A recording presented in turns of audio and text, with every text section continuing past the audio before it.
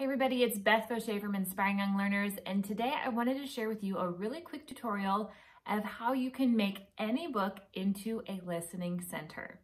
If you've been around here for any time at all, you know that listening comprehension is one of my biggest passions. It's, to me, one of the biggest factors of success in learning English is how well your students can comprehend during listening activities.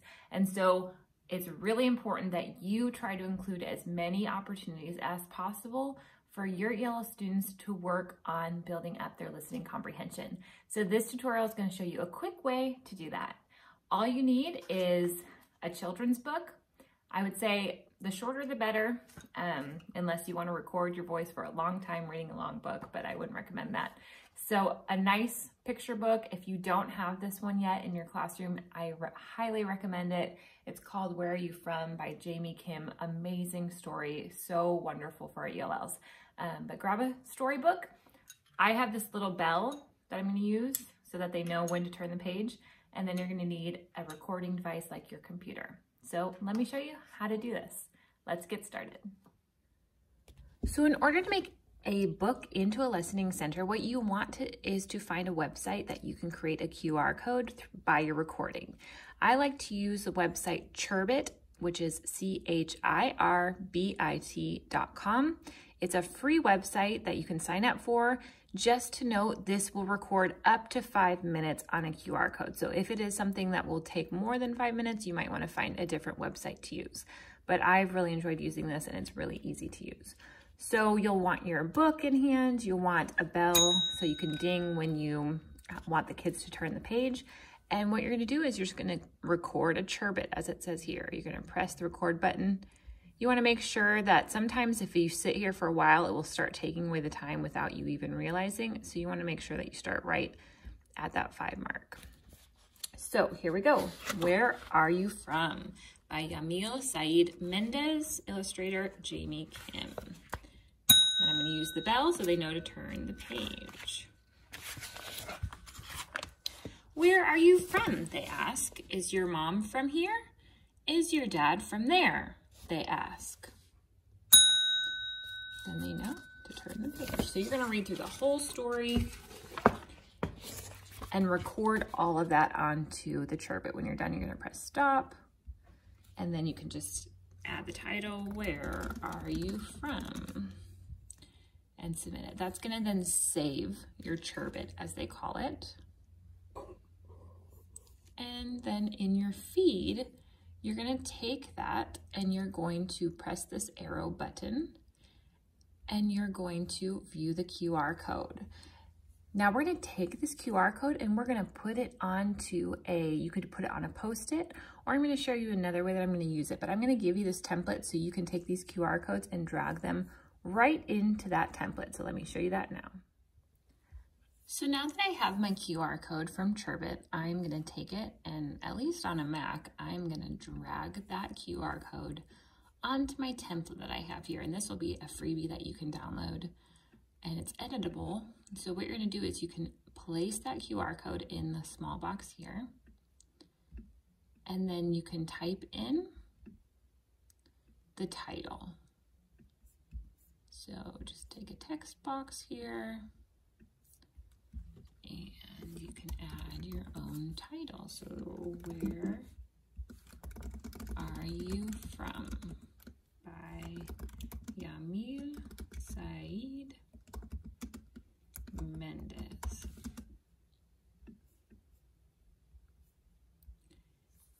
And then what you can do with this is you can print this on a Post-it note if you want, or I'm going to show you another way that I'm going to use this, and you can stick it right on the book.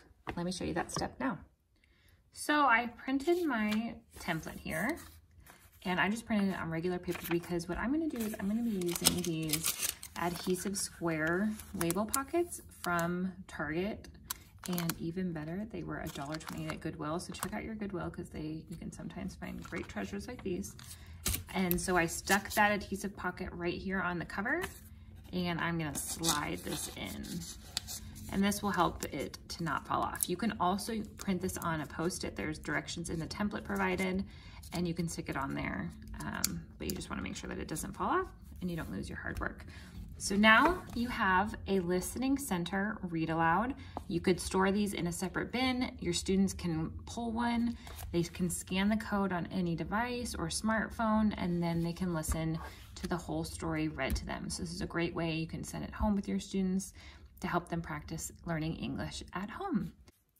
So what do you think? Pretty easy, right? I mean, imagine the possibility of having a bin of books in your classroom library already ready for your EL students to grab, scan, and have an independent activity to work on. I know that that would really help take things off your plate to figure out activities for them to do that is worth their time. And doing this is a really great use of your ELL's time. They work on fluency, comprehension, listening. So much can happen as they read books that are read to them. Very powerful, so don't underestimate that. I also know you might be thinking, where am I going to find the time to record all these books? Well, let's get creative. Ask your mom, maybe she'll record a few for you. Or maybe with your team, you guys can each record 3 books that you all have in your libraries, and then you have 20 books at the end all recorded.